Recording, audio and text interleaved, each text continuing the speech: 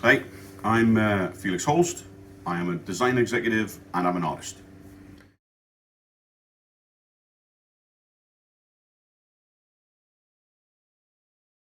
So this is I forget what number this year, but this is the next one in my Big Tires, Big Arches series.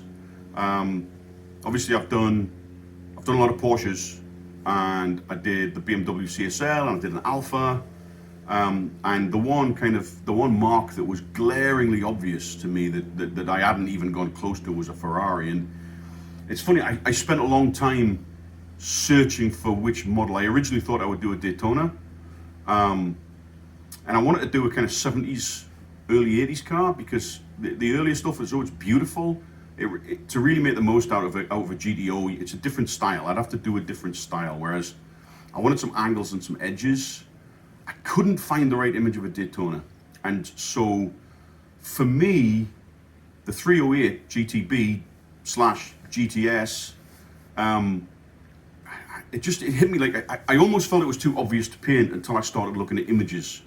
And then I realized that it was absolutely perfect. And the reality is, if you're my age, if you grew up in the 70s and 80s and you wanted to sit and draw a Ferrari in your school notebook, this was the car that you drew, right? It was that perfect blend of sharp edge angled styling, but with the big bulbous curves, that perfect blend of bulbous, smooth, sexy arches, but then with that sharp wedge-like styling. And as I started looking at images, it became more and more apparent that like that's the Ferrari. My first Ferrari, it's got to be a 308.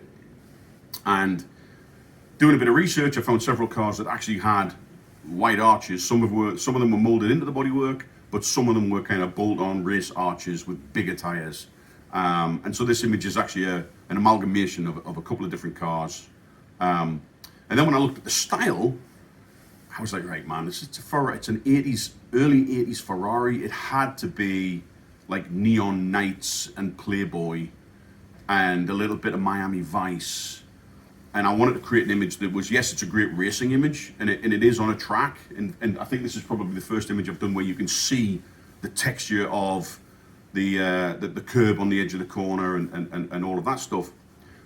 But I wanted to make it something that was a bit more iconic and a bit more like lifestyle focused of the period. And so I really went for a lot of kind of neon colors and neon stripes to bring the dynamic to the image. But I also think that all of those stripes really they really celebrate the shape of a 308 GTB. It's just such a perfect shape. And so I hope I've captured it. I think I'm there with this one now. It's done. This is it.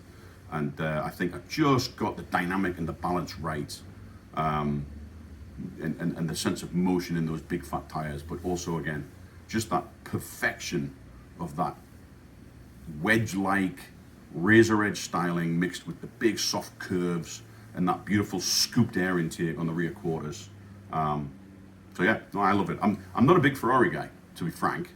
But if I am a Ferrari guy, or if I have a Ferrari, it'll be a 308 GTB.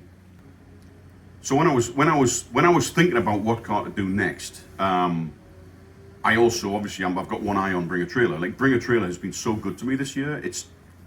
I've had a great life. I was like head of design for Hot Wheels. I was in a rock and roll band, but Bring a Trailer's brought an entirely new dimension to my life, and I would still be like piddling around as an artist for myself if this past year hadn't happened. 2020's been an awful year for a lot of reasons, but the bright spot for me has been Bring a Trailer and what it did for me as an artist. 2020's been rad for me because of Bring a Trailer, because of the community, because of the support and the positive comments, and that's what's really made me focus on this and keep going all year.